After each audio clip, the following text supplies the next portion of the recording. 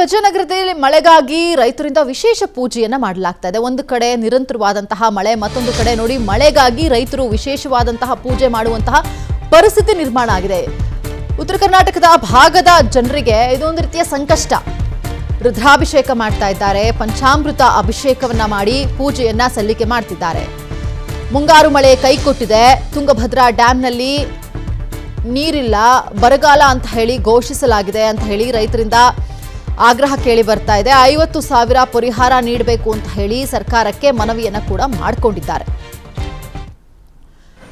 ರೈತರು ಯಾವ ರೀತಿಯಾದ ಸಂಕಷ್ಟವನ್ನು ಫೇಸ್ ಮಾಡ್ತಿದ್ದಾರೆ ಅನ್ನೋದಕ್ಕೆ ಇದು ಒಂದು ಎಕ್ಸಾಂಪಲ್. ನಮ್ಮ ಕರ್ನಾಟಕದ ಭೂಭಾಗವೇ ಆಗಿದೆ. ಒಂದು ಕಡೆ ತಗ್ಗು ಪ್ರದೇಶ, ಮತ್ತೊಂದು ಕಡೆ ಎತ್ತರದ ಪ್ರದೇಶದಲ್ಲಿ ವಾಸ ಮಾಡ್ತಿರುವಂತಹ ಜನರಿಗೆ ಮಳೆಯ ಕೊರತೆ ಸಾಮಾನ್ಯವಾಗಿ ಕಂಡುಬರುತ್ತೆ. ಈ ಉತ್ತರ ಕರ್ನಾಟಕದ ಭಾಗದ ಜನರು ಯಾವತ್ತಿಗೂ ಆ ಬಿಸಿಲಿನ ಬೇಗೆಯಲ್ಲೇ ನೆರಳ್ತಾ ಇರ್ತಾರೆ. ಇತ್ತೀಚಿನ ದಿನಗಳಲ್ಲಿ ನಾವು ಗಮನಿಸಿದ್ದೀವಿ, ಮಳೆ ಒಂದಷ್ಟು ನಿರಂತರವಾಗಿ ಆಗ್ತಾ ಇತ್ತು ಉತ್ತರ ಕರ್ನಾಟಕದ ಭಾಗದಲ್ಲೂ ಕೂಡ. ಈ ಹಿಂದೆ ಸಾಕಷ್ಟು ಒಂದು 30-40 ವರ್ಷಗಳ ಹಿಂದೆಗೆ ಗಮನಿಸಿದ್ರೆ, ಕಂಪೇರ್ ಮಾಡಿದ್ರೆ. ಬಟ್ ಆದರೆ ಈಗ ಉತ್ತರ ಕರ್ನಾಟಕದ ಭಾಗದ ಜನರು ಯಾವಾಗಲೂ ಅಷ್ಟೇ ಮಳೆಯ ಅಭಾವದಿಂದ ತತ್ತರಿಸಿ ಹೋಗ್ತಾರೆ. ಈಗ ಮಳೆ ಆಗಬೇಕು ಅಂತ ಹೇಳಿ ಅವರು ದೇವರ ಮೊರೆ ಹೋಗಿರೋದನ್ನ ನೋಡ್ತಾ ಇದ್ದೀವಿ. ರೈತರು ರುದ್ರಾಭಿಷೇಕ ಮಾಡಿಸ್ತಾ ಇದ್ದಾರೆ, ಪಂಚಾಮೃತ ಅಭಿಷೇಕವನ್ನ ಮಾಡಿಸ್ತಾ ಇದ್ದಾರೆ, ಮಳೆ ಬರಲಿ ಅಂತ ಹೇಳಿ.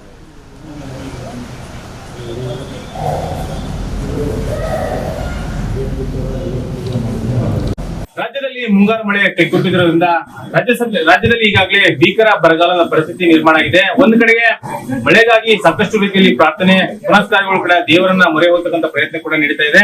ಅದೇ ರೀತಿಯಾಗಿ ವಿಜಯನಗರ ಜಿಲ್ಲೆಯ ಹೊಸಪೇಟೆ ತಾಲೂಕಿನ ನಲ್ಲಿರ್ತಕ್ಕಂಥ ವಿಜಯ ಮಹಾಗಣಪತಿಗೆ ವಿಘ್ನ ವಿನಾಶಕ ಈಗ ರೈತರು ಪೂಜೆಯನ್ನ ಸಲ್ಲಿಸಿದ್ದಾರೆ. ಅಂದ್ರೆ ರೈತಾಪಿ ವರ್ಗಕ್ಕೆ ಬಂದೊದಗಿರ್ತಕ್ಕಂಥ ವಿಘ್ನ ಈಗ ದೂರ ಆಗ್ಬೇಕು, ಜೊತೆಗೆ ಮಳೆ ಆಗ್ಬೇಕು ಅಂತಕ್ಕಂಥ ಬೇಡಿಕೆಯನ್ನ ದೇವರ ಮೂಲಕ ಭಗವಂತನಲ್ಲಿ ಇಟ್ಟಿದ್ದಾರೆ. ಇನ್ನು ಬಹಳ ಮುಖ್ಯವಾಗಿ ದೇಶಕ್ಕೆ ಅನ್ನ ಹಾಕುವಂತ ರೈತರಿಗೆ ಈ ವರ್ಷ ಬಹಳಷ್ಟು ರೀತಿಯಲ್ಲಿ ಸಂಕಷ್ಟದ ವಾತಾವರಣ ನಿರ್ಮಾಣ ಆಗಿದೆ. ಯಾಕಂತ ಹೇಳಿದ್ರೆ ಮಳೆ ಹೋಗಿರೋದ್ರಿಂದ. ಹಾಗಾಗಿ ರೈತರು ದೇವರಲ್ಲಿ ನಂಬಿಕೆ ಇರ್ತಕ್ಕಂಥ ರೈತಾಪಿ ವರ್ಗ ಇವತ್ತು ಅದೇ ರೀತಿಯಾಗಿ ವಿಜಯ ಗಣಪತಿಗೆ ಪೂಜೆಯನ್ನ ಸಲ್ಲಿಸಿದ್ದಾರೆ. ಹಾಗಾಗಿ ಪೂಜೆಯನ್ನ ಸಲ್ಲಿಸೋದ್ರ ಮೂಲಕ ಮಳೆ ಆಗ್ಲಿ, ಈ ರಾಜ್ಯದ ಜನತೆ ಸಾಕಷ್ಟು ರೀತಿಯಲ್ಲಿ ಸಂತೃಪ್ತಿಯಾಗಿ ಬದುಕಲಿ, ಜೊತೆಗೆ ರಾಜಕಾರಣಿಗಳು ಕೂಡ ನಾವೇ ಅನ್ನವನ್ನ ಬೆಳೆದುಕೊಡ್ತೀವಿ ಅಂತಕ್ಕಂಥ ನೋವಿನ ಮಾತನ್ನು ಕೂಡ ಹೇಳ್ತಾ ಇದ್ದಾರೆ. ಆದ್ರೆ ಯಾವೊಬ್ಬ ರಾಜಕಾರಣಿಗಳು ಕೂಡ ನಮ್ಮ ಸಂಕಷ್ಟಕ್ಕೆ ಬರ್ತಾ ಇಲ್ಲ ಅಂತಕ್ಕಂಥ ನೋವಿನ ಮಾತನ್ನು ಕೂಡ ಹೇಳ್ತಿದ್ದಾರೆ. ಇನ್ನು ನಮ್ಮ ಜೊತೆಗೆ ಪೂಜೆ ಮಾಡಿದಂತ ರೈತರು ಮಾತಾಡ್ತೀನಿ, ಯಾಕಾಗಿ ಪೂಜೆ ಮಾಡಿದ್ರು ಅಂತಕ್ಕಂಥ ಕೂಡ ಈಗ ಪ್ರಶ್ನೆ ಇರುತ್ತೆ. ಹಾಗಾಗಿ ಮಾತಾಡ್ತೀನಿ. ಸರಿ, ಪೂಜೆ ಮಾಡಿದ್ರಿ, ಏನ್ ವಿಶೇಷ ಸರ್? ಈಗ 2024ರಲ್ಲಿ 19ನೇ ಡೇಟ್ ಕಳೆದೋದಾಗ ಕಚ್ಚೋದಾಗ ನಾವು ಇದೇ ಗಣಪತಿಗೆ ಬೇಡಿಕೊಂಡಿವಿ ಸರ್. ಅವಾಗ 19ನೇ ಡೇಟ್ ಸಕ್ಸಸ್ ಆಯ್ತು ಸರ್. ಅದೇ ರೀತಿಯಾಗಿ ಇವತ್ತು ಮುಂಗಾರು ಈಗ 2 ತಿಂಗಳಿಂದ ನಮಗೆ ಮಳೆ ಕೊರತೆಯಾಗಿದೆ ಸರ್. ಹಂಗಾಗಿ ಈ ಮಲೆನಾಡು ಪ್ರದೇಶದಲ್ಲಿ ಕೊರತೆಯಾಗಿದೆ ಸರ್. ಈ ಇತ್ತೀಚೆಗೆ 8-10 ದಿನದಿಂದ ಸ್ಟಾರ್ಟ್ ಆಗಿದೆ ಸರ್.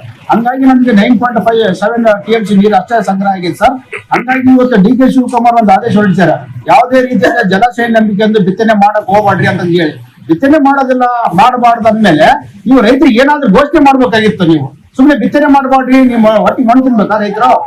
ರಾಜ್ಯದ ರೈತರು, ದೇಶಕ್ಕೆ ಅನ್ನ ಹಾಕಂತ ರೈತರಿಗೆ ಈ ತರ ನೀವು ಸಂದೇಶ ಕೊಡಕತ್ತಿರಲ್ಲ. ನೀವು CM ಆಗಲಿ, ನ್ಯಾಯ ಯಾಕಂತ ನಾಳೆ ಇಷ್ಟ ಮಾಡಕತ್ತೀನಿ. ಇವತ್ತು ರೈತದ್ರೆ ಕಾರ್ಮಿಕದ್ರೆ ದೇಶ. ರೈತ ನೀವು ರೈತನ ಕೈ ಕಟ್ಟಿ ನೀವು ಕುಂಡಿರ್ತಕ್ಕಂತೀರಂದ್ರೆ ಇವತ್ತು